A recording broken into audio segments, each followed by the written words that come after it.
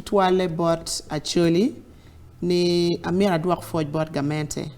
Atirane pije mabejo magititi une pia nywali me Uganda. Wati uki program pagamente mabe. No beda atika poela dit President Yoweri Museveni Kaguta pilo po chikene. Mao chike tiana me achel mao lok eno berone de Pierre Wario dwe ma pa Lamwo District Padibe Boys Primary School. Ma an mega chora ya beru bene la gointe leba choli. La dir logo chike pi mio scholarship mi achel mwaka ki mwaka ya Acholi Sub-region pinani wan po kwano tutwal ki pera mo aberi ye kam so rome university mi chet malo ento la dir logo kero string attach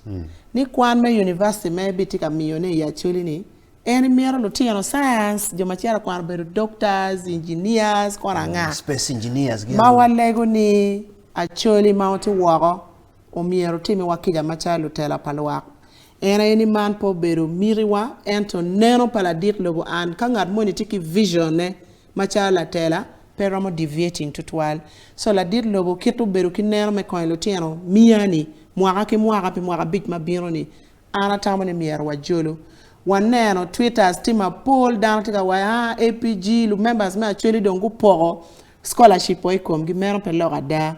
ana tie la guaklim pa Acholi parliamentary group ki kenni maloro bino la dit lobo tiki offices ne matie districts duju me Uganda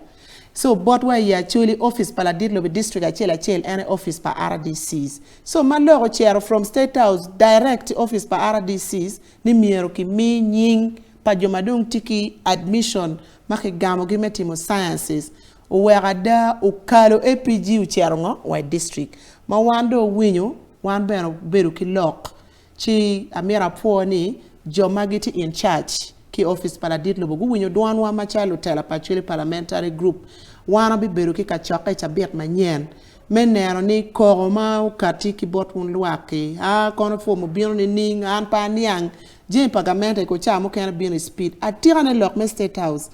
ana ngiyo ni polkar ka ke wajo biro yor so alego no de chinyu wana bi beru fair and free dakwa binero ni lutino kangan ma akile I ganga pat giti yo moro kangan ma aki I sub county magi luoni o dek kala tien e one peti la tien o dek ma bena peti qualified wana tamani lutela mati yo moro gen gibi beru ping mego la mwaka gi ujok Andrew kachel ki ulanya anbe kila mo anwa ket minister Ilari kachel ki Nyako Johnson kijiki akoret wano bitoro chingwa machalo tela ki jomano ki mini gi tik menero ni nying ma ki ni it is really true lutena ma they are eligible and lutena magi are from within that district and bena machala chora na chike botu scholarship agena bichi chabet enatika bino wabi beru pink education committee Lamwo to vet Lutena big man who car on merits from within last year ni chibena mega nyiga big man na ko bena wono bi no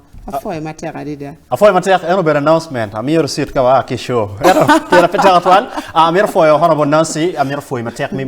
putting that disclaimer na kana wachi scholarship makamio idlorem what ki ki dong mistresses pm dogon money ti Lamwo inde chere chwalo kono pm tika mero yomo I pawoji monetie I guru city inde chere poko ka dong dire don ko ni scholarship wana wakele ki office pa president en scholarship pa lwa o wera wati wachini teach pa APG